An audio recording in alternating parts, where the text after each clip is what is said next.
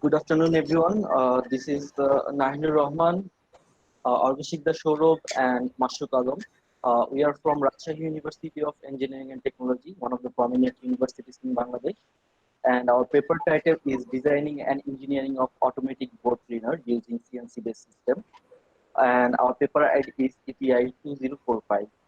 Next slide, please. Um, Product design consists in imagining and creating objects meant for mass production. In other words, we can say that product design as a verb is to create a new product to be sold by a business to its customers. Actually, we have done our this project under the product development course. To determine the demand in the market, we first conducted a survey on a questionnaire that we prepared. After analyzing the survey result, we got an idea about the market. Surveying is an important tool to gauge the voice of the customer. Conversion of market demand, also called voice of customers in terms of engineering specifications, is done by a process called quality function deployment, which is also known as QFD. Then followed the material selection process and cost estimation. Among the many process, multi-criteria decision system, we selected TOPSIS method, which was used in this product development for material selection.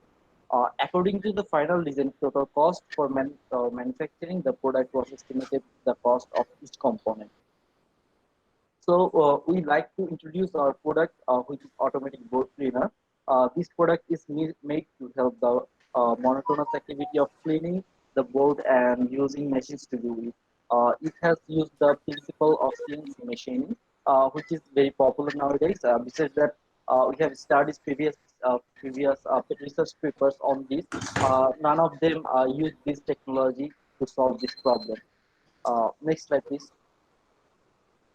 Uh, so our objective is here is to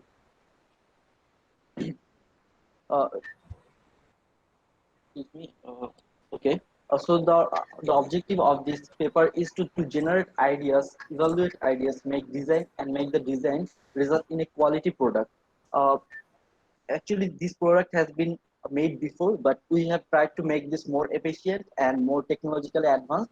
And this conference, which is named as ETA 4.0, our product can also be a part of Industry 4.0, and this can be implemented as a example by the teacher to his students. Our second objective is to introduce product which has functions which incorporates the characteristics of customers most desire and facilitate the existing functions. So we have tried to incorporate in our product that it fulfills the design, it fulfills the customer expectations. Also that also develops the uh, new advanced features.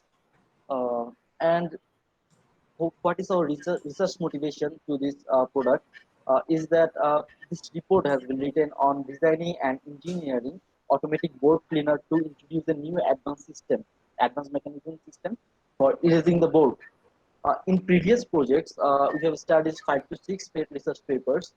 In those, the mechanism used for erasing the board was failed to achieve its true potential of decreasing erasing time and eventually increasing or optimizing the lecture duration. Because uh, in this in those projects, we saw that like you have written only a word in the middle of the board, but you have to go through the whole board cleaning for that. So time is lost for that reason. So we have tried to revise it. The reason behind is that this was that if the and the mechanism used to are very slow and outdated. These are the areas we were focused to improve. This present demand of the market and customers is always main priority for developing the demand. So we developed the product using survey analysis, quality function deployment, and TOPSIS. And it was run by using updated technology of CNC-based 3D printing mechanism. We used Arduino for that. And we want to introduce the product automatic board cleaner, which can be used for whiteboard cleaning in the classroom or other places where board cleaning is board planning application is needed. Rather, making a prototype, or we try to make the actual product for our classroom, which will be showed in the later section of the presentation. Our product is fully automated after installation, and it can be controlled by a computer program. We used a Gbol CNC programming for that. The aim of our project is to utilize the available technology and change the tradition of the manual process for cleaning a board, which can reduce the human effort. So, to conduct the project, at first we had to go through surveys. Our objectives of the survey was to learn how to gather customer requirements of product, to learn how to make questions for collecting customer feedback, and to compare the requirements of the product and take decisions from the answers. So why this is necessary? The qualities of the project, we understood from this survey that the basic quality, they want basic quality. Basic quality refers to the customer's requirements that are not verbalized as they assume a specified function of the device. The only time a customer will mention them as if they are missing, and this is the cleaning of the board. And what about the performance quality? The performance quality refers to customer requirements that are verbalized in the form of the better of performance, the better product. This type requirement is a major part of our QFD. Uh, those are implemented as less sound and fast cleaning. And what about the excitement quality? Actually, we know that there are three types of quality customers as per delighters, satisfiers, and net. And the excitement quality was the prime goal, the determining the voice of customers to find the requirements that result in product of excitement quality, requirements of excitement, uh, quality features are often called wow requirements. And the wow requirements are the integration of IoT in this our project. And if we look at the QFD slide, QFD, at first we have to know what is QFD. Quality function deployment, QFD is a process and set of tools used to effectively define our customer requirements and convert them into detailed engineering specifications and plans to produce the products that fulfill those requirements. QFD is used to translate customer requirements or VOC into measurable design targets and drive them from the assembly level down to the sub-assembly component and production process levels. And QFD methodology provides a defined set of matrices utilized to facilitate this progression. In our QFD data, you can see that we have got from the voice of customers. From the voice of customers, we got 10 expectations from their side, actually 10 requirements, and we converted them into 9 engineering specifications. The customer requirements are rechargeable battery, less noise, fast cleaning, attached marker and car, hand cleaner holder, and portable installation, particular area cleaning, long lifetime, cheap, and easy maintenance should be there. So we, after doing the quality function deployment, measuring the importance and other factors, we have finally converted them into 9 engineering specifications, which are weight. It should be a very lightweight system, which we found that it should be 10 kg, and battery power in volt. What should be the battery as they want to be rechargeable? It should be 400 volt. It should, and we also converted them into expected life, production cost, uh, frame dimension, and duster size, and duster durability, and noise level. Those are all the things that we considered in our project designing. And after that, uh, we have gone to the next level of the process, which is model designing. We have designed our project considering the dimensions and design specifications got from our QFD into SolidWorks. In the SolidWorks, we got a 3D design so that we can move it to the forward. And after that, the next part of this presentation will be given by Argoshik Dashaurabh. Please.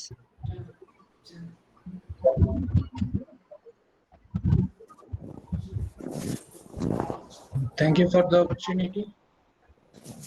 Now I'll tell about the material selection. The material selection is a step in the process of designing any physical object. In context of product design, the main goal of material selection is to minimize the cost while meeting the product's performance goal.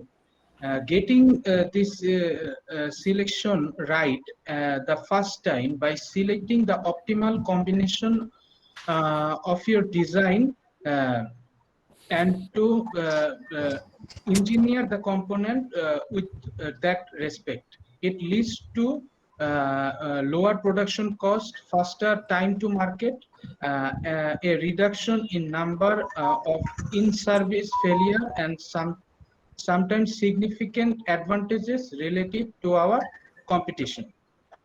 The material selection process can be done by multiple criteria decision making, also known as MCDM. MCDM is a branch of operation research. It is common and currently popular technique for material selection. There is a vast array of material, diverse mechanical, physical, and chemical properties from which the design engineer has to choose the most suitable material satisfying different design requirements. There are some techniques of multi-criteria decision making. The techniques are given below. We have selected the TOPSIS method for the material selection process. In TOPSIS method, first we have to construct decision matrix for the selected material for the survey answer. The scaling was done between 1 to 10, 1 being very low and 10 being very high. Then we have to standardize and then calculate the weighted standardize of those metrics. After that, the positive and the negative ideal solution is calculated to compare the distance of the matrices and from those values. Then the relative closeness to the ideal value is calculated, also known as the similarity. And lastly, the ranking is done.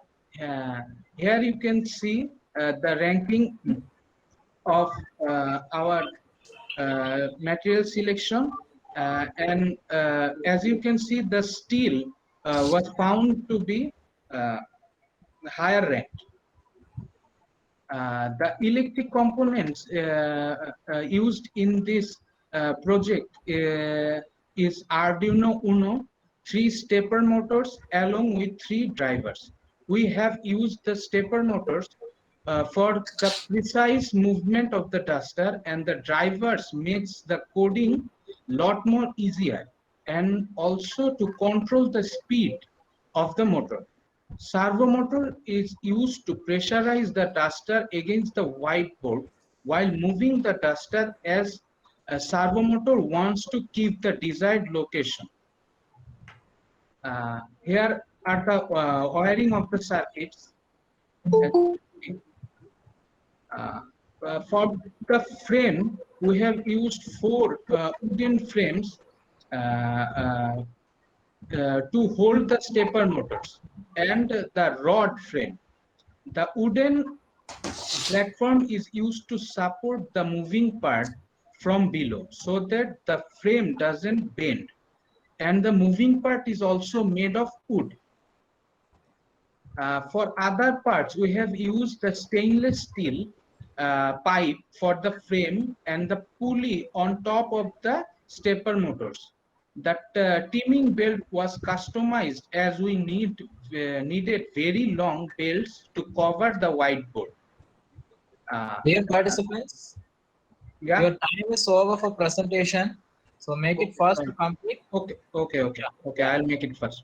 Yeah. The universal G code is used for the coding system. We have used open source software, and it has easier interface to control. And for particular code, you can wipe the full board at once. For the complete structure, we have used two stepper motors for the vertical part to move. As it is very long, so it needs more force to control the vertical bar, and we have used two motors so that the processing time narrows to the for 14 seconds. And the next part will be done by my partner.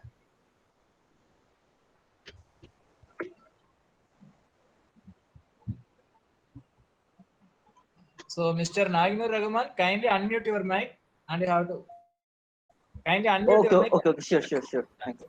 So make it okay. fast to complete. That is 4 minutes is over to. Okay. So I am only will be talking on advancement and the future scope. Please go to the future scope slide. If you can say we have automated the board, but if there should be incorporate some technological advancement, which is the color sensor detection and RFID tag incorporation can be available. But we couldn't achieve that because of they are not available in the retail market. RFID tag would be the better choice because of they gives you the chance of automation through the industry core. You can give those data to the cloud, and it gives a proper accommodation of the board to be fully incorporate. You won't have to use remote control or laptop to guide the mechanism. Then it will do the full function automatically. Then, so I think that's all from our side. I think thank you for your attention.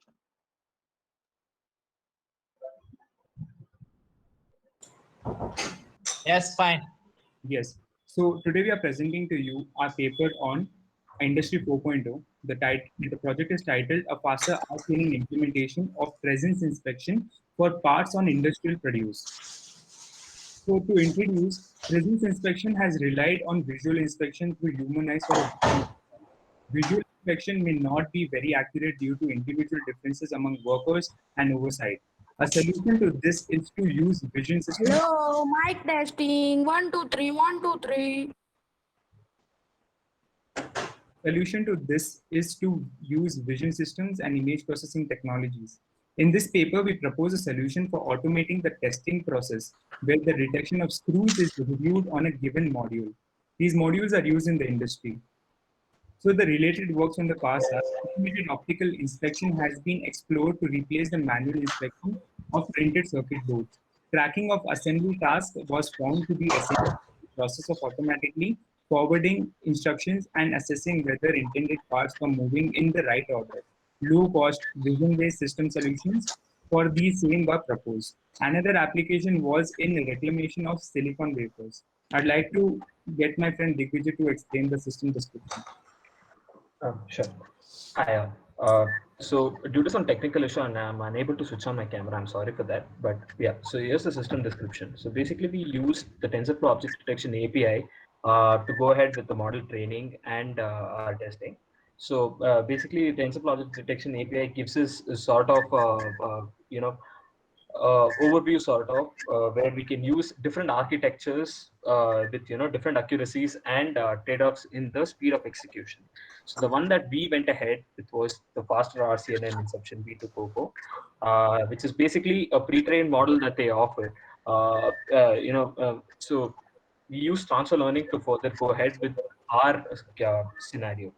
So our scenario here, basically our data set was roughly about 1,500 images of the module that was that was required to be tested, and it was basically by interpolation that we got to those 1500 images, because we had only about 50 images, and then we had to sort of extrapolate by superimposing the module onto different backgrounds to sort of get the number high, so that we have a decent enough data set to get a pretty accurate model in the end. So we use label IMG, which is an open source tool, so most of you will be aware of, for labeling the images as to, you know, as this is either present or absent. So ours was finding out whether the screws are present or absent, so we went ahead with that. And then that was again followed by the, you know, the neural network. We split the ratio into 80 and 20 as the train to test ratio, and then we went ahead with the training of the neural network, which was later then tested on our module. So there were other constraints that we had to sort of you know, keep in mind as to what is the resolution of the picture that was captured by the camera we used, and what is the distance of the camera that should be from the given module, and how that would affect, you know, the results and everything. So we sort of try to mimic what would happen in a shop floor. In a manufacturing plant, when the testing actually happens, what happens is what we sort of used. Devashish, if you could just go back to the previous slide. And so here we had to take into consideration the illumination as well, because the shop floors are lit differently. So we had to take all of those into consideration when we had to train the given neural network, and then that then gave us this particular model, which proved to be pretty accurate and was ready to be implemented in the factory. So if we can go ahead. So basically the you know, a lot of issues due to the faulty machines and all of that keeps coming up, and there's a lot of avoidable recalls that keep happening, which can be avoided if we have it automated, basically the process. So our network was basically our neural network that we had trained is efficient enough to sort of identify the small objects, so basically the screw in this case, whether it is present or absent in the shop floor. So we can automate this process of the testing that happens in the shop floor. So that basically was the work that we did. So we can go ahead there. So to summarize everything, the tool was designed in order to help people detect screws on various industrial modules. We had conducted this experiment on a factory setup, so we did try to see the accuracy, and it did serve the purpose. Without the solution, people would generally use manual inspection and would try to make that manual inspection automated. This is achieved with the help of faster RCNN convoluted neural network, faster RCNN as is better called, as it is capable of solving complex computer vision problems with higher accuracy and efficiency as compared to SSD or faster RFCN, which are the industry standards. The novelty of our proposal is the application of deep learning techniques to automate the visual testing procedures in an industrial production line. Our future works, what we really plan to do here is we wish to provide a UI and possibly integrate with testing programs which might already be in place. We plan on expanding the solution to include other common parts as well. Currently, we have done it only for screws, but we're planning to get other parts which are also used and try to see if we can do a good job there. This was our presentation. Thank you.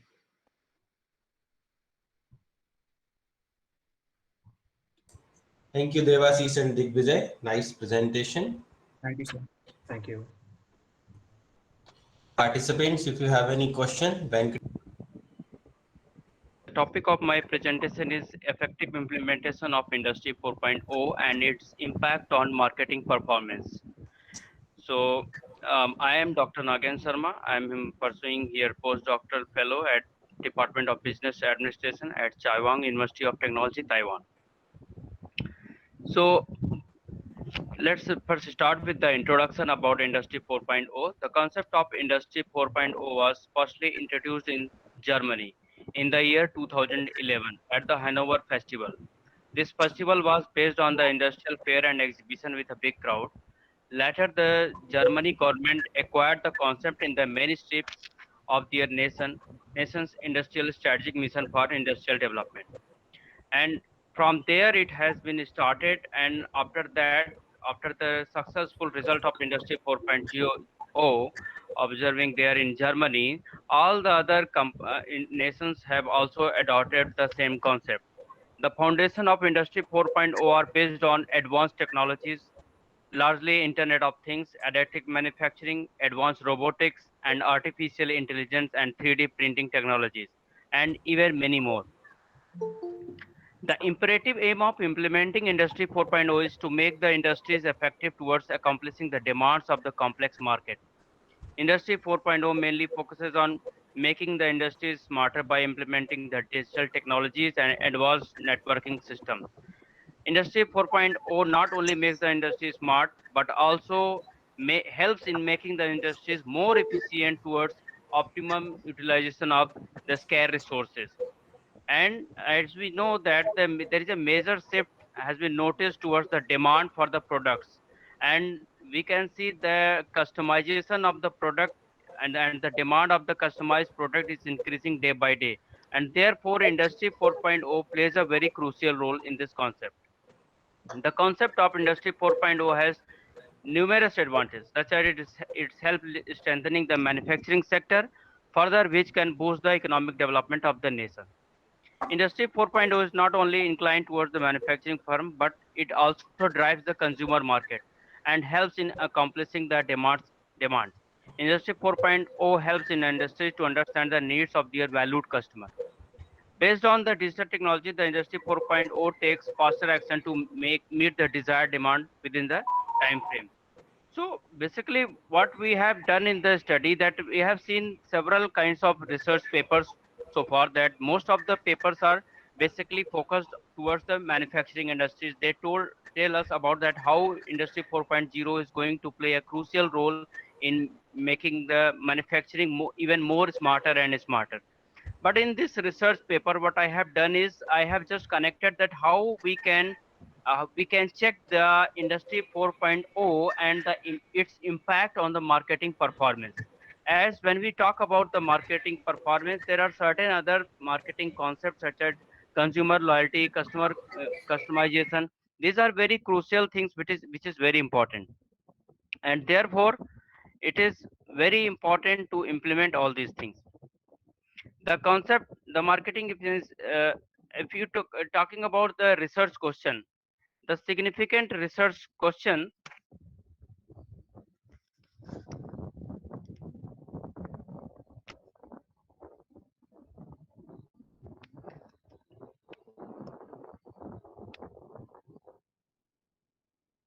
the significant research questions that have been answered with the help of the present research are: can Industry 4.0 affects customization and loyalty?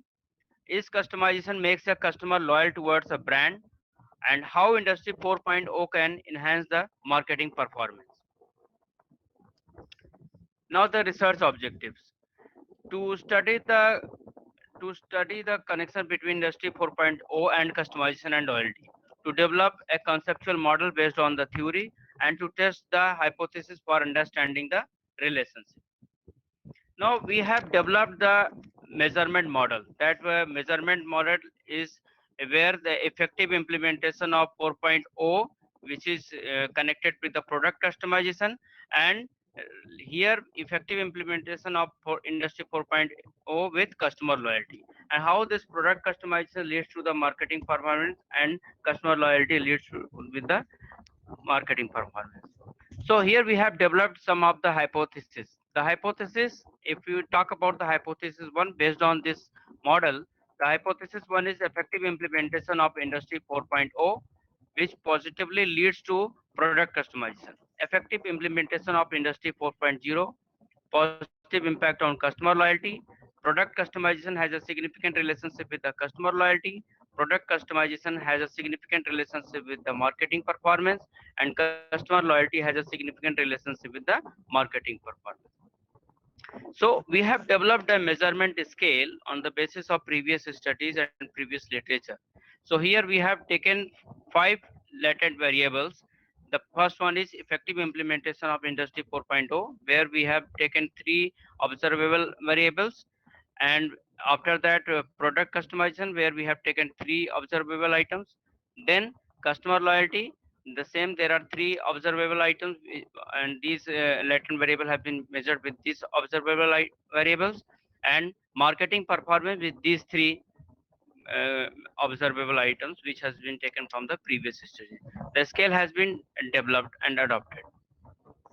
And the data collection has taken place on educated consumer, especially those who have completed their postgraduate and above.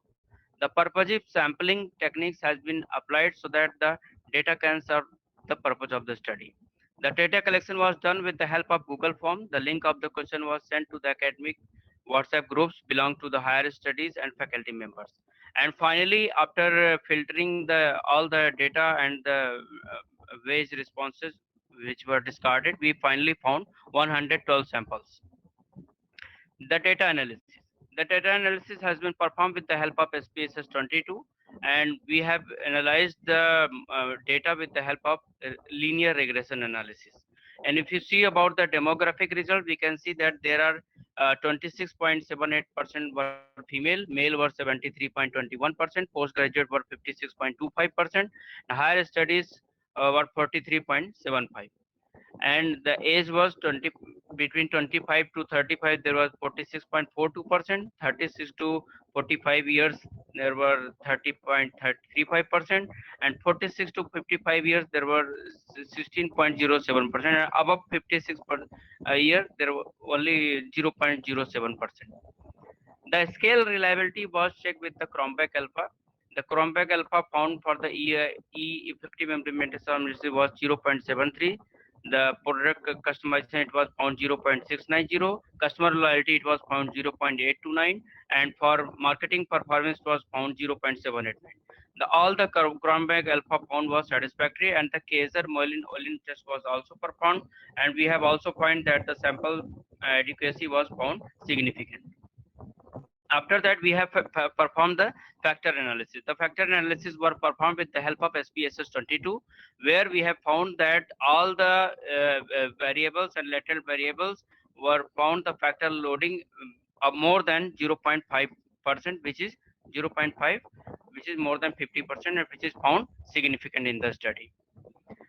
Now the results of the regression analysis. If we have checked the regression analysis for all the hypotheses, and if you check the hypothesis H1, where effective implementation of Industry 4.0, which and product customization was found, the p-value 0.06, which is accepted. And all the results which we can say that H1, H3, H4, H5 were accepted. Only H2, effective implementation of Industry 4.0 and customer loyalty was found not accepted. The result found that the value of R square for all the dependent variable while predicting the outcomes of the study, the R square value suggests the predictive power of the dependent variable in explaining the dependent variable.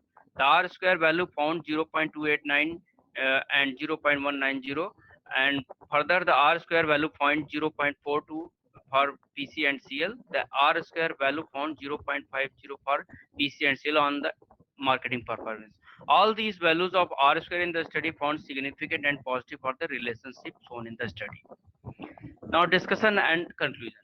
The implementation of Industry 4.0 is positive and significant in explaining product customization. This represents a simple relationship which we can see in the literature that Industry 4.0 is a strong predictor that explains or contributes to product customization. It is again confirmed from the study that in Industry 4.0 is implemented effectively can lead to product customization, and which is favorable for consumers so as for the market. The results show that effective implementation is positively correlated with the customer loyalty but found insignificant. Because if you talk about the effective implementation of Industry 4.0, it is not directly going to be positive with the customer loyalty, but when it comes with the product customization, it is found positive in the study. The product customization is positively significant with customer loyalty. The results indicate that Industry 4.0 cannot directly influence customer loyalty, but it comes via product customization, which makes it significant. Product customization is significant for marketing performance as consumers and customers desire it. Product customization can enhance the sales volume as it increases the customer loyalty, also shown in the study. And customer loyalty is also a significant indicator for marketing performance, and hence the relationship found in the study is significant. And the R square value found approximately 51% for both predictors, product customization and customer loyalty in explaining the marketing performance. Thus, the results show that the product customization and customer loyalty both are found most strong predictor for marketing performance in context to the industry 4.0. Now there are some limitation and future research scope. The present study has also few limitation as other studies. Now the main limitation what I found that that the sample size is very low. We found very low sample size because of the time limitation, which can create the problem in generalizing the results for the whole population.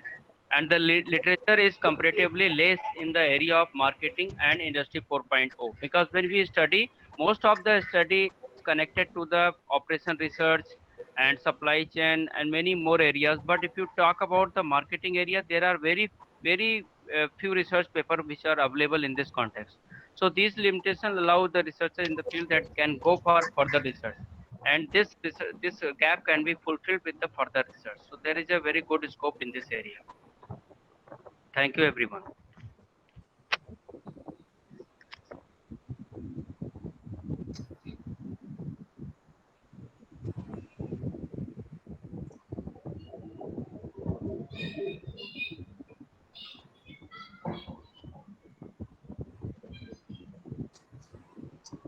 So, thank you, Nagendra Kumar sir. Thank you for your presentation.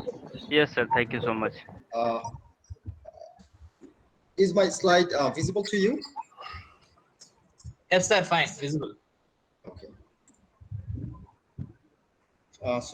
Very good evening from Malaysia. I'm Mohammad Hassan Reza, and the title of my study is Industry 4.0, the Technology Revolution and Sustainable Performance. I'm going to present on behalf of my co-author, Dr. Srini Hassan Joyasri, Dr. C. Malarviji, and Dr. Muhammad Mohiuddin.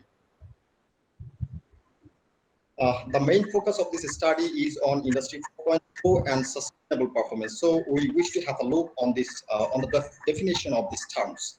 Industry 4.0 refers to the fourth industrial revolution that focuses heavily on the interconnectivity, automation, machine learning, and real-time data. This revolution is changing our lives from different perspectives. Industry 4.0 can play a huge role in manufacturing sector. It can help organizations to become more efficient by executing the latest technologies in their production system. And these technologies make the production system more flexible, elegant, and efficient. Sustainable performance of an organization refers to its ability to meet the consumers and its stakeholders' needs and expectations in the long run by applying appropriate improvements and innovations. And the latest technologies of Industry 4.0 can help organizations to act in a sustainable manner as well. So here is the research background. The current industrialization involves environmental pollution, climate warming, scarcity of natural resources, which are leading to the increasing demand for sustainable performance. On the other hand, organizations are facing tremendous pressure from the consumers to offer them with quality, better product and services, as well as the organizations need to maintain sustainable production system as well. In this regard, Industry 4.0 can help organizations for sustainable manufacturing, and this type of manufacturing can reduce bad environmental impact, protect resources, cost efficient, secure and healthy for consumer society and society environment as well. So, but the research on the fund performance suffers from problems such as lack of consensus, selection of indicators based on convenience, and little consideration of its dimensionality. On the other hand, in current literature, most of the researchers have defined sustainable performance fundamentals, mostly from a broad and theoretical perspective. Therefore, the organizations need to understand the practical phenomena surrounding the adoption of Industry 4.0 towards attaining sustainable performance. Regarding Malaysia, the recent report on the readiness for the future of production highlighted that Malaysia has a very good position to introduce Industry 4.0. The government is very concerned regarding this issue. The government is providing various incentives, tax redemption to the organizations who are planning to adopt Industry 4.0. But problem is, only a few companies have been adopted these technologies, and most of the companies are struggling to embrace the latest technologies of Industry 4.0. As a result, the country is still ranging between Industry 2 to Industry 3.0, to Industry 2.0 to Industry 3.0, whereas majority of the neighboring countries are doing better in this sector. However, a holistic model of Industry 4.0 and sustainable performance is not available. Therefore, the organizations are not realizing the real benefits of Industry 4.0. To fill this research gap, this study aims to explore, this study is proposing a conceptual framework and aims to explore the relationship between the determinants of Industry 4.0 and its adoption procedures towards attaining sustainable performance. Here are the research questions and objectives. This study involves 5 specific research questions, and according to these research questions, this study will explore a similar number of research objectives. Here are the research gaps, and regarding independent variable, we can say that the determinants of Industry 4.0 or the enablers of Industry 4.0 is its exploring is very essential for the organizations, because when the determinants or enablers are recognized or explored by the organizations, they can take various initiatives to resolve any issue at the adoption procedures. Therefore, Jabbour et al., Sonia Knight, and Shinohara et al. Proposed for future research to investigate the role and impact of the enablers that can be very helpful for the organizations in recognizing the challenges and opportunities of Industry 4.0 towards attaining sustainable performance. Regarding mediating variable, existing literature only focused on Industry 4.0, either on the adoption or on the implementation procedures. Therefore, Jabbour et al., Sonia Naik, and Hasib et al. Recommended for future study, revealing the mediating role of Industry 4.0 adoption between its determinants and the performance outcome. And regarding dependent variable, in Malaysian perspective, there are some research conducted on Industry 4.0, but the research on exploring the role of exploring the relationship between the determinants of Industry 4.0 and its adoption is still lacking. Therefore, Fuad and Muhammad recommended for future research with a framework, while ABD Manan calls for more specific studies on MSC status companies in Malaysia. And to fill this research gap, this study is proposing this research framework to explore the relationship. Here, based on the above mentioned research gap, we have taken these independent variables as the enablers of Industry 4.0 through a comprehensive literature review. And the independent variables are organized according to the technology, organization, and environment theory, which is proposed by Tornatsky. And we have here first 2 independent variable, that is relative advantage and complexity. These 2 are the innovation characteristics of diffusion of innovation model proposed by Rogers. Here, 2 theories are integrated, that is TOE and DOI theory. So for technological context, we have taken relative advantage and complexity, and organizational context, we have taken resource availability and organizational innovation, and competitive pressure has been taken for environmental context. And we can see from the research framework that from H1A to H5A is the direct relationship with the between the determinants of Industry 4.0 and Industry 4.0 adoption, whereas H1B to H5B is the direct relationship between the determinants of Industry 4.0 and sustainable firm performance. On the other hand, H6 is the relationship between Industry 4.0 adoption and sustainable firm performance. And H1C to H5C is the mediating relationship between the determinants of Industry 4.0 and sustainable firm performance. I'm moving to the next slide. Here are the literature review regarding the independent variables. Our independent variables are relative advantage, complexity, financial resources, organizational innovation, and competitive pressure. So I'm moving to the next slide. Here is the research design. This study, this is a conceptual framework, and currently we are collecting data, and we will conduct an empirical study, and the research will be exploratory, descriptive, and deductive in nature, and we will employ a quantitative survey method with a structured questionnaire, and this study will employ technology, organization, environment theory, the diffusion of innovation model, and dynamic capability view. These three theories will be very helpful for the understanding of the relationships. And the unit of the analysis is the organization, and the population of the study are the MSc status companies in Malaysia, constituting of 2,911 companies according to the MDEG December 2019 report.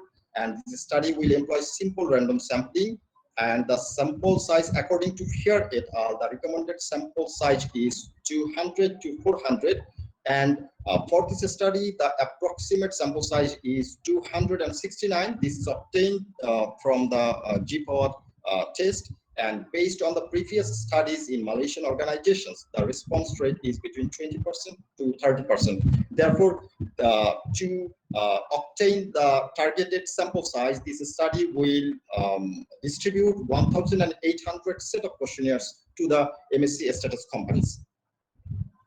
So this study will employ 5 Likert scale, and before the data collection, the validity and reliability of the survey instrument will be checked.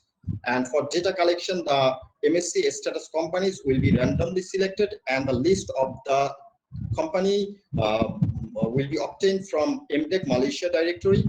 And the managers of these MSc status companies are the targeted respondents, because they are the decision maker for their own organizations, and they are able to provide the required information for this research.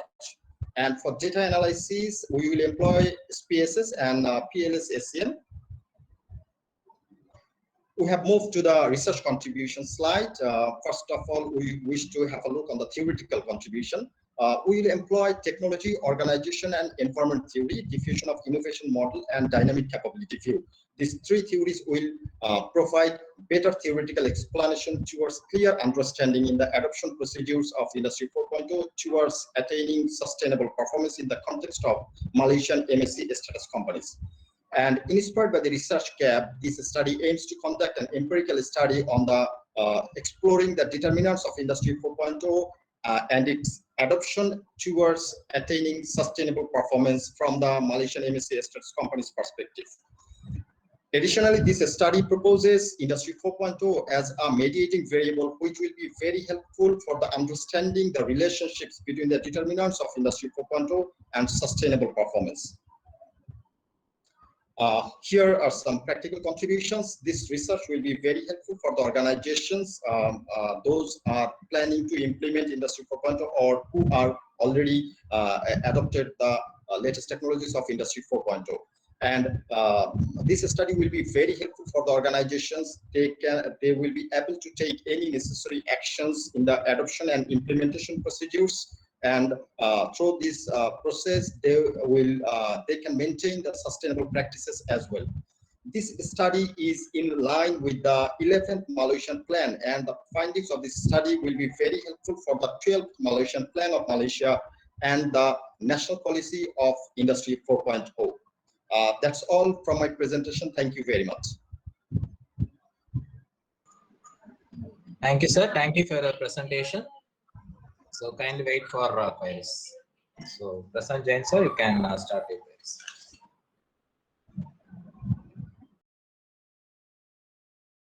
Is it visible? Yes, sir. Fine. Okay. So good evening, everyone. Good afternoon, everyone. I am Pradeep Singh, research scholar in Department of Computer Science at Opus Jindal University. So here my paper is on industrial data anomaly detection. This data, especially the sensor data, talk about streaming data and machining data, how we can solve the problem of anomaly using unsupervised deep learning. It's a review paper, and especially on the industrial data perspective. So I've divided my contents in these topics: introduction, motivation, and challenges. Then I have cover the related work previously done. And then industrial data analytics requirement have to be find out what should be the properties and the data quality. And then we will move to the baseline unsupervised approaches, basically machine learning, what the approaches people used in the literatures. And then we'll come to the findings, the deep learning models, which is useful for unsupervised anomaly detection. Usually people call it DAD, that a deep anomaly detection models. And then we'll come to the conclusion and future opportunities in this area for the further research. So with this introduction, and let me define few things before going into the deep in the topic. That first is what should be the anomaly. So unusual patterns that we identified in any industrial streams or data, and this unusual patterns we can call it, which is different from the normal patterns, that could be defined in anomaly detection. That is given by the definition by this reference mentioned here. And as such, the very strict definition is not available in the literature, but people used to say that the anomaly could be different than the normal. So we have to understand what should be the normal data and what should be abnormal data. So definitions vary from people to people, application to application. And anomaly detection for industrial data application, especially, we are targeting here the predictive maintenance, fault conditions, and we can have PMH applications for which the sensors data in the industry coming through online modes, or we can say streaming applications, the generating data in the large numbers of big data sets coming online. And we have to detect the anomalies out of that. So the anomalies could be in different applications, different kind of anomalies will be there. Some people may call it in different areas like computer network, they will call it the attack detection and the anomaly detection in network behavior. So here I'm focusing on the only industrial data. So analytics in this particular area in Industry 4.0 adoption is very difficult requirement and very urgent requirement for the adoption of Industry 4.0, because the anomaly detection is the basic part of any analytics part of the of any industry. So data here is a heterogeneous, high dimensional, and one more is real time. So you have to find the model which is suitable to find out the anomaly in real time and before the any miss happening with the machines. So the predictions is important here. It's kind of detection of anomaly is also feature predictions, which is not matching with the normal feature predictions of the normal data.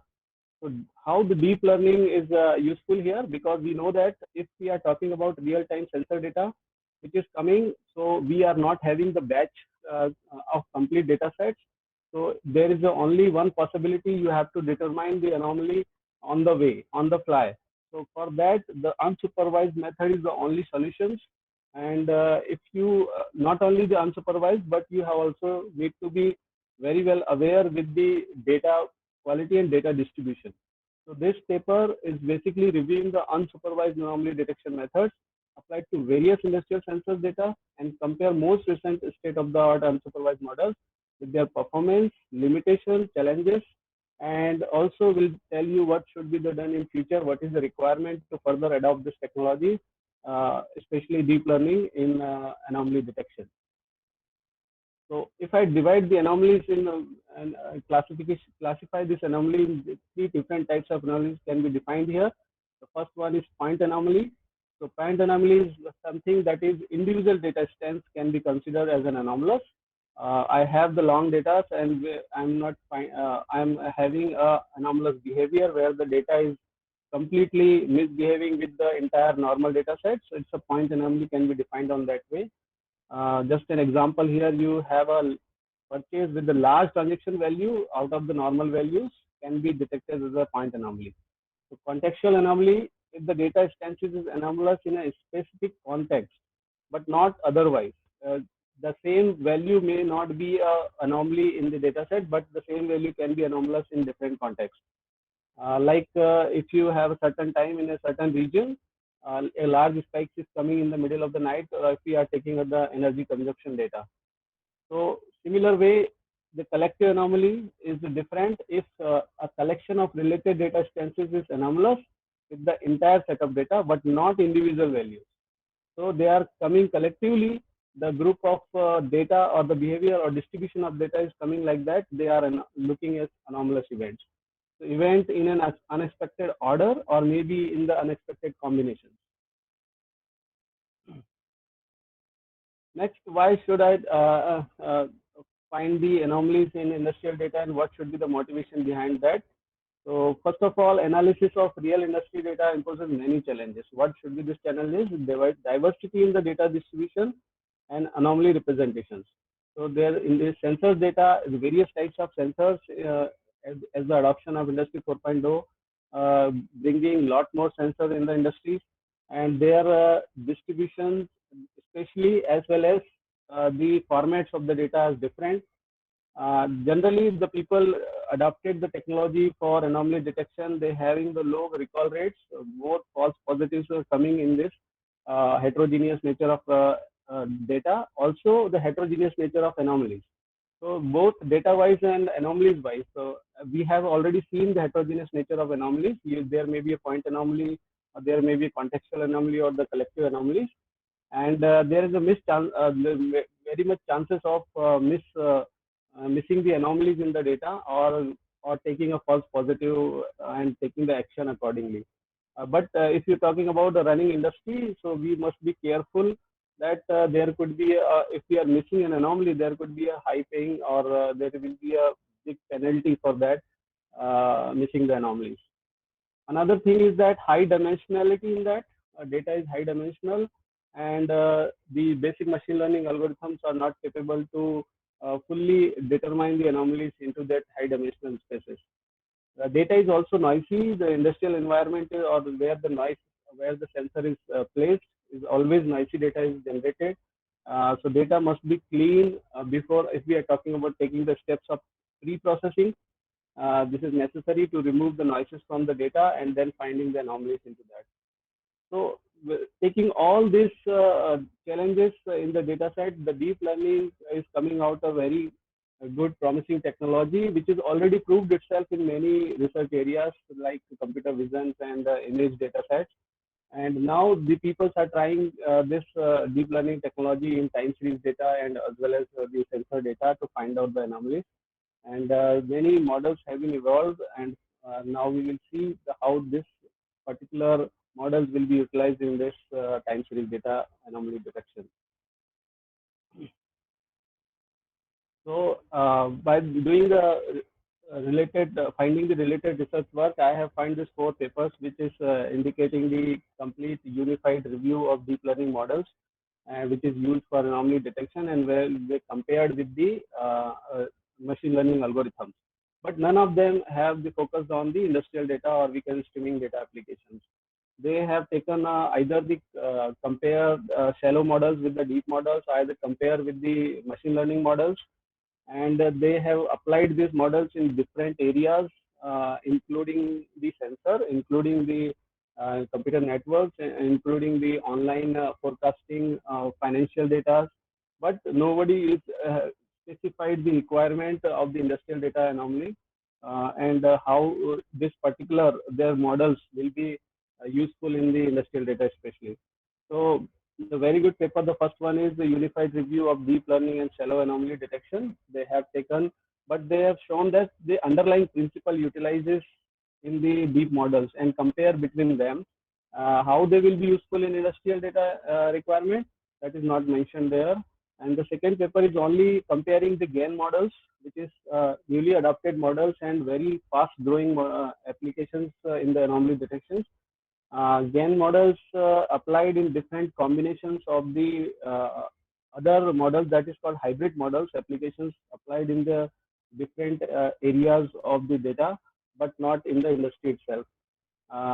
Another is the very basic paper is deep learning for anomaly detection by the Chalapathy and S. Chawla. And this is basically reviewed the basic deep models and not taken the hybrid models and not taken the industrial or any kind of applications. This is a survey paper basically. And finally, we have the deep learning for anomaly detection, the last one by P. G. Pang. and they explore the deep architectural differences and its effectiveness for anomaly detections, but not mention the effectiveness for the industrial data. Now, if we look at the industrial data analytics requirements, what should be the properties of your model that can able to find the anomalies in industrial data or sensor data? So we have listed this 8 requirements. There may be more, but we have find out this is the most parameter that is affecting the performance of your anomaly detector model. First is the scalability. You can see here the most models be scalable to adopt various changes at the runtime, because the industry which is running and using the online streaming data may be scalable to the different sensors, may be scalable to the different requirements of the data, because data itself over changes in time. Variability of the data is very crucial point in industrial data, and that's why your model must be scalable in that sense.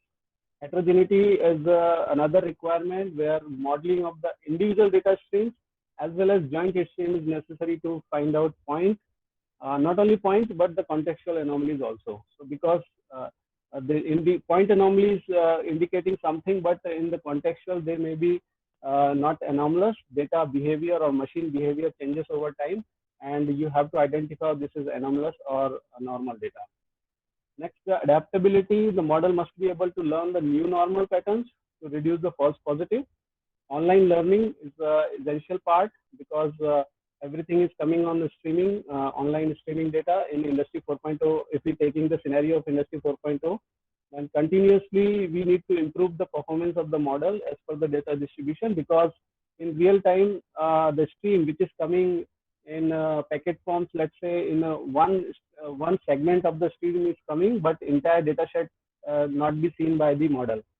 So the batch processing is not there. It is only a portion of the data is available, by which you have to identify the data distribution and then apply the model accordingly. So early detection is also one of the key criteria for your model, because we have to find out the anomalous behavior or pattern ahead of time to take the appropriate action for any unfortunate event for the machine or for the entire system. And the high dimensional visibility, sometimes we can find that if your model which is finding the latent space or the, we can say, low dimensional space where the anomalies are detectable, but if your data is high dimensional, then there may be possibility that particular anomaly is not visible in this feature maps. So you have to be adopt the more concrete model which can find out the very effective feature space in the data set. The noise immunity obviously should be there, because industrial environment is generating a lot of noise, so no data is generated free of noise, and that suffers a lot, and we have to do pre-processing for that. And after the pre-processing, your data, your model should also be able to adopt the noise immunity, because anomaly can be identified as a noise, or anomaly cannot be identified as a noise. Both the cases or scenario we have to take into consideration.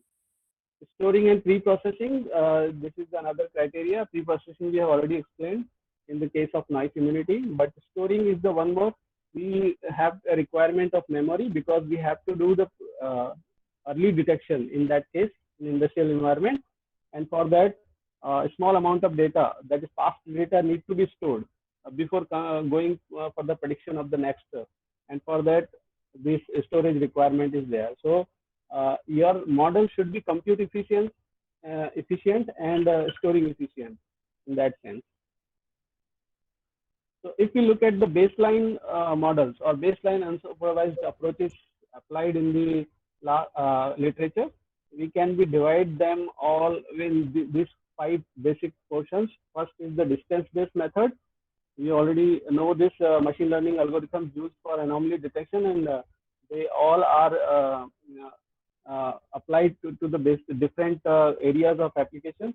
And KNN, LOF, DBScan, and CBLOF, and some more are applied, but they all are distance-based or nearest neighbor-based applications.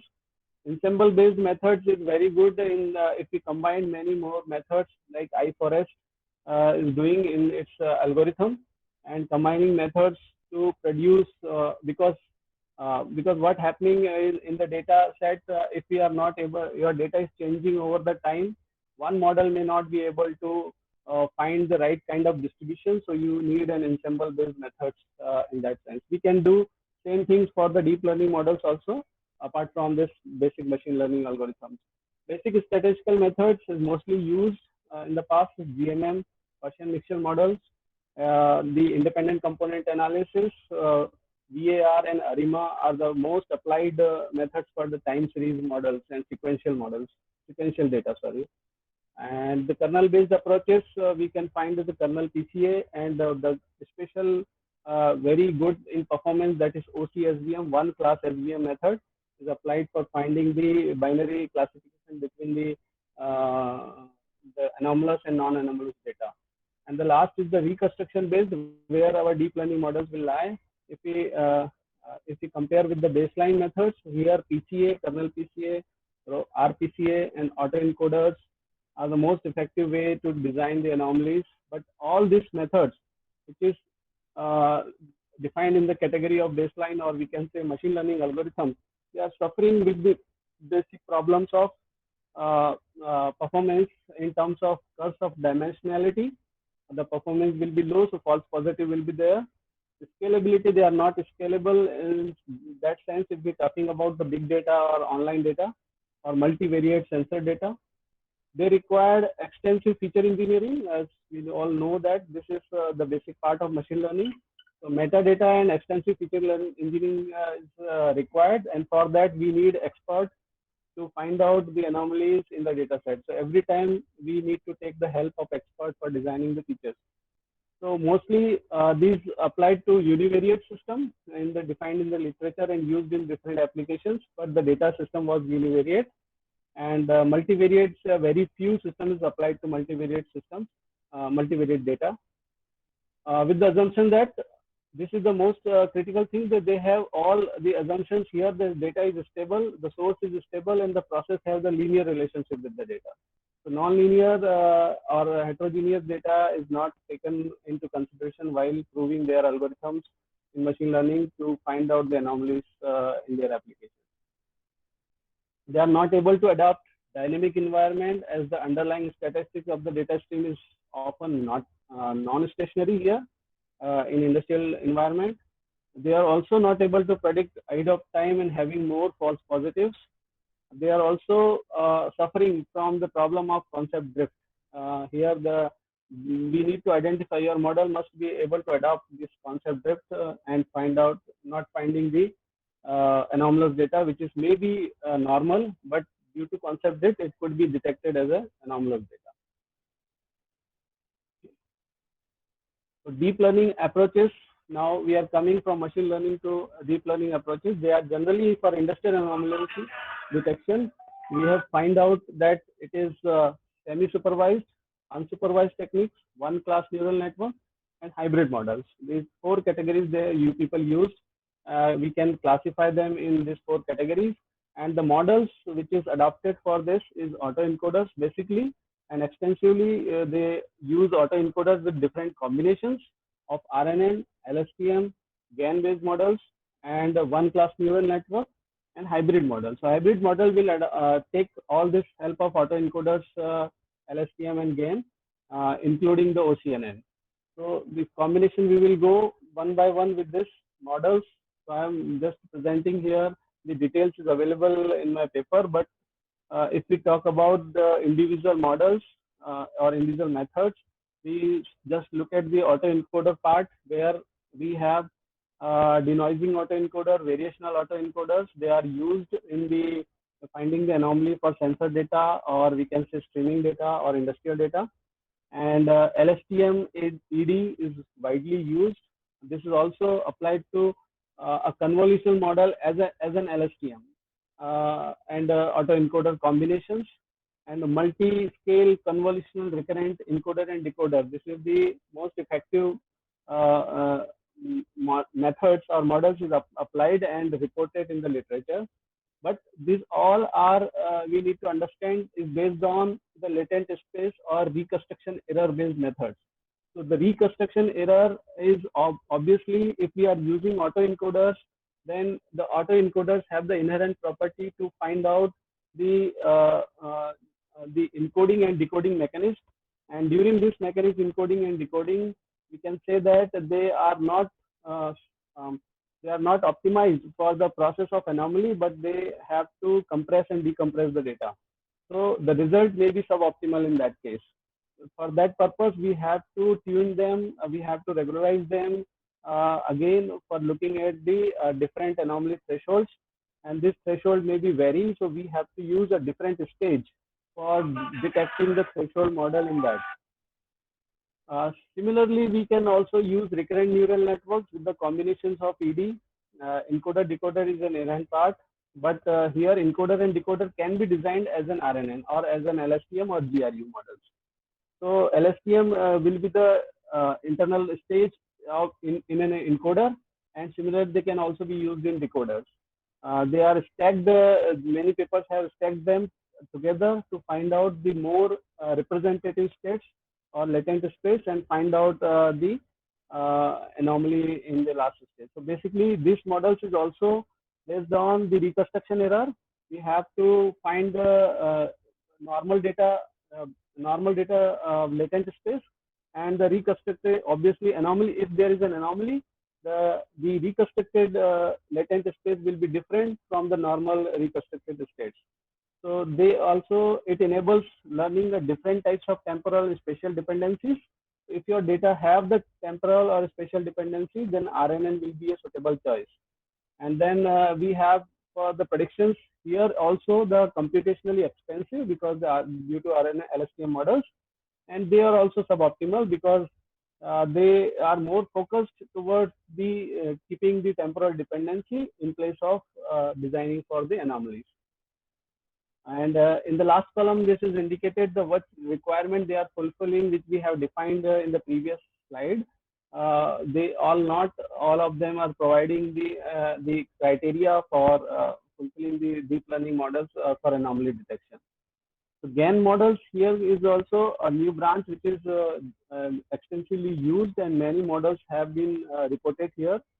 So GAN, AD, NOGAN, MADGAN, BiGAN, and TADGAN and EBGAN are the reported models. And recently, TADGAN is reported by the MIT University.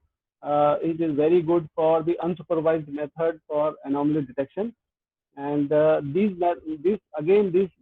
GAN models are effective in identifying the anomaly, but again, they are very hard to handle in terms of because the GAN itself suffers from the multiple problems such as failure to convergence and the mode collapse.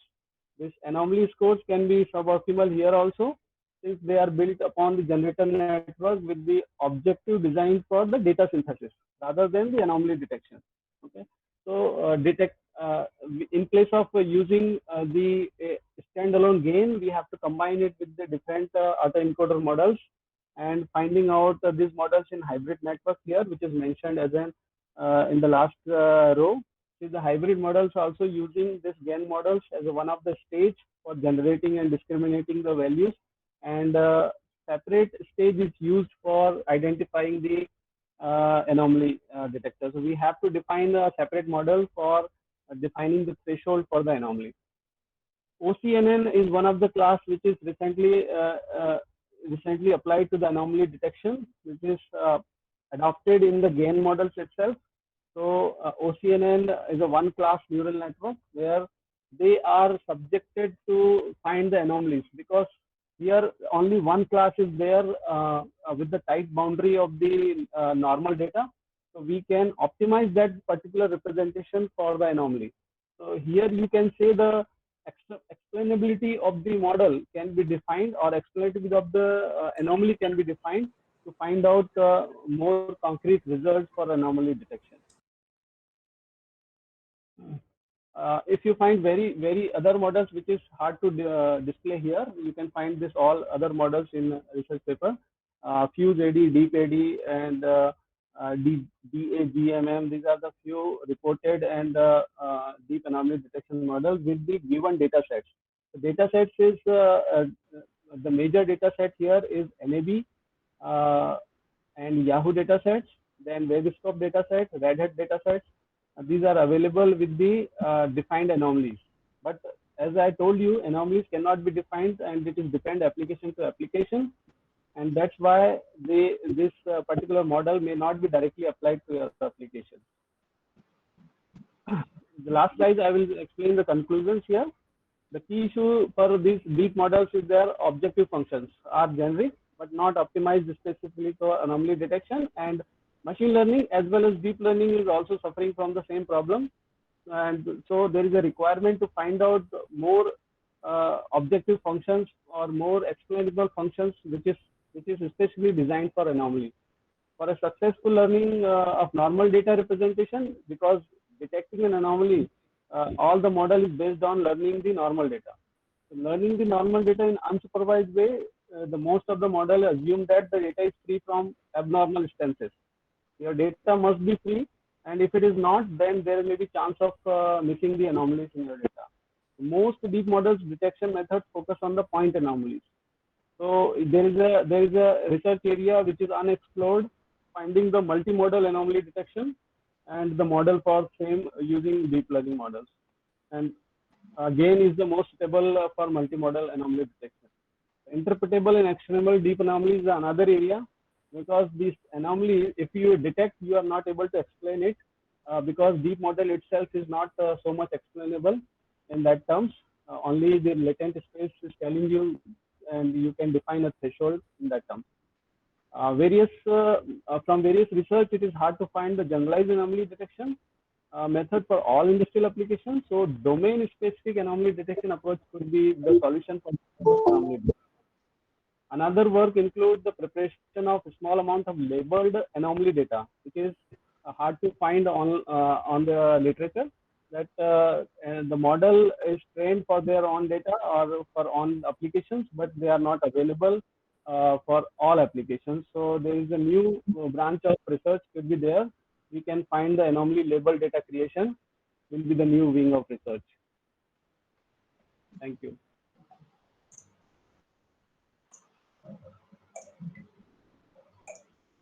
Thank you, sir. Thank you for your presentation. Still not visible? Yeah, now visible.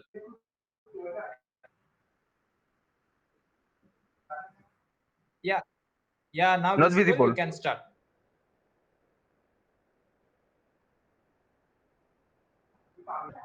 Okay. Hello for all participants. I will present this paper by the title of Digital Twin Enabled Industry 4 Predictive Maintenance and Reliability Center Maintenance, or Reliability Center Maintenance Strategy. Okay.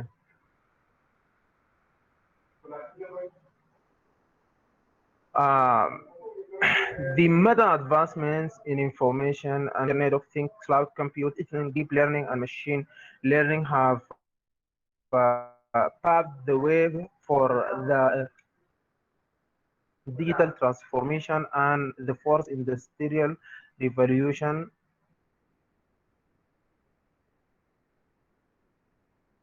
Driven by connectivity,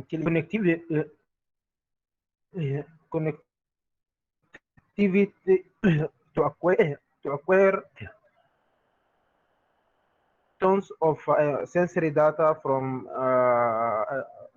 variable systems such as machinery, environmental data could be analyzed and extract very valuable business values from these data. So the industrial revolution introduced by the fourth industrial revolution paved a way for the cyber-physical integration, in which this term could be is known as digital twin. It made possible that all informational constructs in the physical system could be modeled as a digital in the digital form, so that the physical system and the digital system could interact in real life, real-time simulation. So why for this reason it is called the digital twin. The digital twin mirrors the whole life cycle of the product from its inception until it is disposal, going through the design, operation, manufacturing, and operation. Excuse In me, general. excuse me, sir, Mr. Akram Mubarak, sir. So kindly change a slide and you can do the presentation, okay? Because your slide is not changing. It's not. Is it not changing now? Yeah, yeah. I don't know why. Is that? Yeah, yeah. Okay. Now it's okay. Okay. Now it is okay. Yeah. Okay. So, one of the most important activities in the manufacturing firms or an operation is the maintenance tasks. During maintenance, repair, and overhaul is a maintenance task. One of the maintenance strategies known as predictive maintenance predictive maintenance is applied within the production firm to predict the failures and to prevent unpredictable downtimes during the operation of the machinery. This predictive maintenance takes the benefits of the Internet of Things and sensory data and analyze them to predict the failure occurrence in advance before they actually occur, so that the maintenance personnel could recommend appropriate maintenance actions and prevent unpredictable downtime. So, in this work, we are going, we are proposing a predictive maintenance using the digital twin, because one of the main shortcomings of the traditional predictive maintenance approach is that the sensory data, the data which are collected from the machinery, are actually drawn from run to failure tests, and these tests are destructive tests, and so they are very expensive. Furthermore, the data-driven, these predictive maintenance approach are called data-driven maintenance approach, are mainly based on AI and deep learning methods to extract the features from the sensory data and to recommend maintenance tasks. These deep learning models are data hungry models. They need more data. The more data, the more accurate algorithm. These data, so the other things, all conducted works are in common that they address the data in isolated islands, mean that each system is processed individually. So we propose this model so that the digital twin takes the advantage of generating a high fidelity data that corresponds to each component of the machinery or system in operation. These data could be generated from simulation models, so this data is totally inexpensive. Furthermore, we can increase the amount of these data so that the deep learning model could perform well. The other important thing in the maintenance, that maintenance should be taken at lower cost. The importance of each component is not are not in the same manner. some components are much important than other components. So that the thinking of implementing this predictive maintenance under digital twin with digital twin is to implement it under reliability centered maintenance. The reliability centered maintenance is a maintenance strategy that take the course of identifying the failures and their effect and prioritize the items as their functions and their effect on the production and productivity, reliability and sustainability of the whole system. So that when we will prioritize the items. Mr. Akram, can you move your slides? Yeah. It was stuck at the slide number 4. Okay. Yeah, now it's okay. It's on slide number 8. Okay. So this is the system that we are proposing to implement the predictive maintenance under the digital twin. The digital twin is used to generate the data and to fuse data from the physical system to be updated in the digital form, and use the digital data to make appropriate actions for the physical counterpart of the digital twin. This in this way we can, using the data from the sensors and IoT, we can provide a more connectivity, and using the deep learning we can offer more intelligent systems, and by the digital physical digital interaction we provide a more autonomous system, and these are the main cornerstones of the Industry 4.0. By this, we are seeking to optimize the maintenance cost using the RCM, the autonomous and connectivity level using the digital twin model.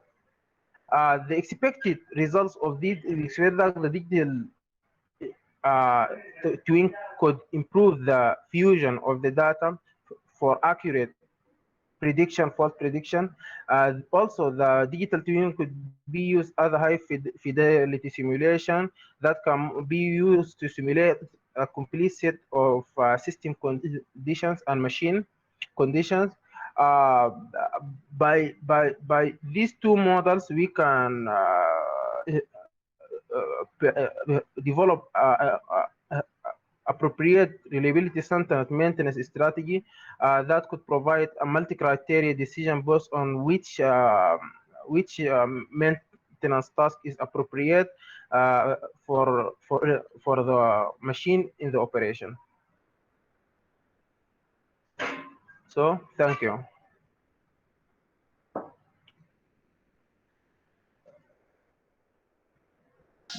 That's all. Yeah, thank you, sir. Thank you. So the next is ETI 4072. The participants are Gaurav Kumar Singh. Yeah. Firstly, good evening all. Myself Gaurav Kumar Singh, and I am research scholar from Sir Padmapali Singhania University, Udaipur. And my research title was the empirical investigation of Industry 4 for sustainable growth and implication for future ready compatibility for cement industry.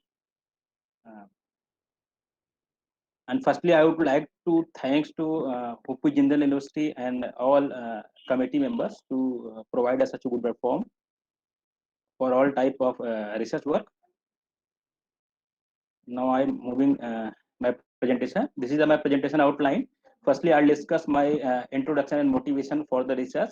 Then we'll discuss about the component and journey of the Industry 4, and then move to literature review part and research question part. Then what is the requirement of the study, then hypothesis for the research, then data collection part, Then we'll discuss about how we have analyzed the data. Then conclusion part with testing of hypothesis. This is the introductory part. Basically, we have covered many bullet points in our introductory part. One is the lower the production cost. Basically, my research topic is focusing on Indian cement industry. That's why we'll discuss discuss on the cement industry only. This is the lower the production cost. The lower the production cost, basically the better chance of survival. This could be the motto for the most cement producer around the world. In short, we can say there is a optimized further a revolution is needed, and now the revolution industry 4 is here. There is a requirement of industry revolution. Then improved reliability, availability, and residual life of the process and assets. There is a system upgradation and revolution required for all type of reliability, availability of the equipments, and also help to increase the residual life of the process and all type of the assets. That's why industry 4 required. There are information management. One of the key elements for all type of cement customer as well as cement manufacturer is to have an information management system that allows transparency across your operation as well as supply chain management and inventory. And the next one is the faster and easier access to data.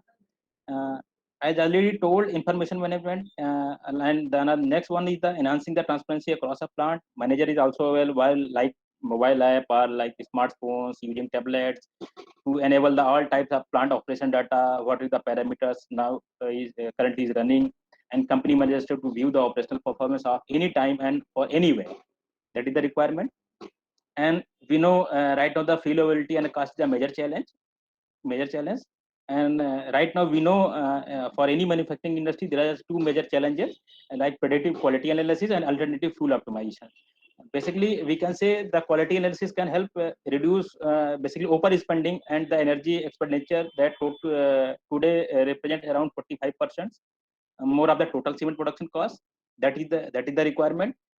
Cut in the half using AFR, alternative fuel resource, which today accounts very little in Indian cement industry, around 17%. And the next one is the analytics driven predictive maintenance. Maintenance is the important key for any manufacturer. That's why implementation of industry 4 predictive maintenance helps to produce the maintenance to assess the maintenance issue before any type of breakdown. End-to-end optimization via digital twins. The digital twins allow the cement industry to mirror the entire production process through the digital model. That is the requirement. These are the some bullet points which have motivated for the research work. The next one, this is the some industry 4 initiation around the world, and in this slide we can see the India, like Make in India is started in 2015. There are major nations list which have started the industry 4 innovation around the world. The next one is the journey and component of industry. And right hand side we can see the industry 4 major components like RFID technology, which we are using in the supply chain management, cloud computing, mobile technology, machine-to-machine analysis, 3D printing, big data analysis, cloud, big data storage in cloud. There is a major component of industry 4. And the left-hand side, we can see that there is a revolution. It started from first to right now we are discussing on 4. There is a industry 1. Basically, in first industry 1, basically it's mainly focused on the fuel sources like steam and coal. Main machine use that is more feasible that time, and the idea of manufacturing with machines quickly spreaded. Machine allowed to faster and easier production, and they made all kinds of new innovation and technologies possible as well. And the second revolution is basically based on the mass production and electricity consumption, and it's allow even greater production and more sophisticated machines. And there's a third evolution. It's basically started with the first computer that we already know, the electronics and IT system automation. And now there is a fourth revolution. We have arrived right now the fourth industry 4. It's categorized the level of automation. We have achieved many ways by using internet technology and other internets of things.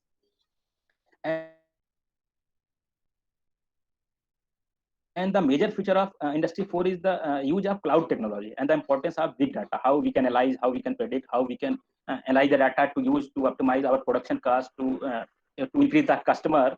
There is a requirement. There is a now moving at literature review and research question based on the totally we have referred around 41 papers for the literature review part for different types of energy for literature data, and these are the research question to comprehend how external and internal variables affect the sustainable growth of the selected firms, to assess how operational performance, adaptation measures, and supply chain construct influence the sustainable performance of Indian cement industry, to put forward the rationalization for future ready compatibility for the cement industry in the age of Industry 4. These are the research questions for our research study. This is the requirement of research. As we know, right now there is a COVID-19 impact, and it's affecting badly on Indian cement industry. And the economic consequences of the pandemic are already impacting the world with unprecedented speed and severity. It is too early to tell exactly what global economic damage will due to COVID-19 impact. There is a trade conflict between the nations. As we know, there is a trade conflict between the US, China, and between the other major countries. Raw material and energy costs, shortage of domestic coal, and increasing cost of the imported coals, hence increasing the production cost is the major challenges. Innovation continue to arise due to the change in external situation, that is the requirement. Industry have largely been basically supply chain driven. That's why this research required. There is a we talking of research gap. There is a like India has not realized the advantage of this advantage technology because of despite of various industrial viewpoints which hypothesize and the adoption, no review has been steered on the focus of the readiness of the states to copy with Industry 4. That is the research gap. And this is the hypothesis for ourselves. We have formulated 5 hypotheses based on our literature review and research question. And these are the external barriers influences the sustainable and operational growth of the selected industry. There is a reassuring association between internal barriers and sustainable performances. Adopted operational practices of Industry 4 improve the sustainable performance of the concern. There is a notable contrast between the adaptation measures of Industry 4 and sustainable growth of the firms. Supply chain measures enhance the wholesome performance of the selected units. There is a data collection method. First, we have collected total 380 respondents, and for that we have developed a questionnaire through Google Form. We have sent to all the selected firms. We have selected basically northern region of the Indian cement industry, and for the questionnaire preparation, we have just develop a model. Firstly, I'll select some experts from the industry. Then we have just formulated the preliminary questionnaire. Then we have sent to the experts. They have commented and they have just given the some suggestion. Based on the suggestion and feedback, then we have modified our questionnaire. Then again we have sent it to all respondents, and total 300 respondents selected for the data analysis. Research instrument, as we have earlier we have told, we have collected data based on the questionnaire, and questionnaire consists of 2 parts. Part 1 is the demographical profile of the respondent, and part is the questionnaire with 5 prominent factors with 21 mixed variables. Scale, we have used the Likert scale from 1 to 5. 1 means no benefit and 5 means highly benefit. And inverse, as earlier told, we have focused for Indian cement industry. This is the demographical profile of the respondent. There are total 380 respondents we have selected, and the factor of the respondent is the gender wise, organization wise. Totally, as we focus only major 4 industry of Northern India, like Ultratech Cement, Shree Cement, JK Cement, India Cement. And we have collected data according to the management level, and we have also collected the data according to function and roles and responsibility wise. That is also the key parameter of the respondent experience that we have already included in our data collection part. And based on the product classification, actually, generally, majorly 2 types of cement producing in India, like gray cement and white cement, that we have also covered in our data collection parts. This is the data analysis part. In the data analysis part, we have used the explanatory factor analysis, confirmatory factor analysis, and the model fitness, and we have tested the hypothesis by its structural equation modeling. And we know we can see in the model fit. Firstly, we had after explanatory factor analysis, we have checked the model fit, and we can see the GFI. The GFI is more constant across the sample size, and it also more responsive to model misprecision detection. That is the threshold value is 0.9 in middle of the table. You can see that this is threshold value, and the right hand side is the obtained value. And generally, all types of data nearly about the threshold value, and found that the all actually model is confirmed for the further analysis. Then we have checked the validity and reliability test of the model. In the table, the factor loading and alpha value, average variations extracted, and composite reliability of all factors were with high significant value. The alpha and composite reliability were more than the 0.7, and that means indicating the all estimation of the frame is all reliable. And the average variances higher than the 0.5, and approved that more than 50% of the variances construct due to this variable. Since all the variables have high factor loads and construct reliability is higher than 0.812, that means reflect the constructs were precise in a model building. This is the descriptive validity of the construct. The descriptive validity implies the degree to which latent items are distinct from the other latent variable in the selected model. The construct correlation among the dormant items should be less than the square root of the average variance extracted of every construction. With these all standards, it has been verified the model approximates the criteria of reliability and validity of the substance of the convergent validity. This is the testing of hypothesis. All data we have divided in the 5 dimensions. Industry 4, like a sustainable growth of the firm, is the dependent variable, and the dimensions of model was transmitted into the structural model. Tested proposed hypothesis using the species AMOS20.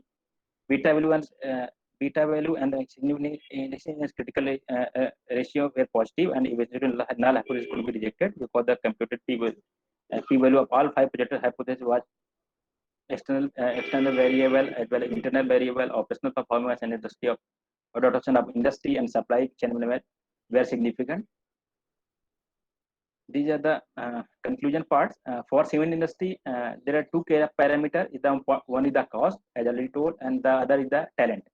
Industry 4 is the lever to introduce the right technology to reduce the cost and apply more to the bottom line across the entire cement value chain. It also gives the option to running more plants remotely, and this helps attract talent in a time where we have a skill gap. Gives a clear indication of the pulses of the recognition of the essential element of the Industry 4 and of the interaction in the processes of the producing excellent performance. Industry 4, which helps reflect the future technology progressive quickly and spread in competitive environments. Industry 4 improve the cement supply chain management system because of global supply chains can involve thousands of suppliers operating within the supply chain ecosystem of a company. In such cases, ensuring end-to-end transparency and real-time asset tracking in crucial times. Any gaps can lead to supply chain disruption, loss of sales, unnecessary costs, and lose of customers. As we know, one of the global cement player is in the process of using Industry 4 already in Industry 4, and they able to increase its alternative fuel usage, as already over a quarter of the company plants already using more than 50% from 10 to 50%. Manufacturers who run their new digitized cement factory remotely via an integrated control tower. Automated live adjustment of machine setting and raw mix reflects in output. Real-time data analysis of all data received from the sensor. Stock automation, RFID implementation, tracing of raw materials and finished goods supply. Big data analysis of third-party logistics to optimize the warehouse capacity and cost. Thank you very much. Any questions?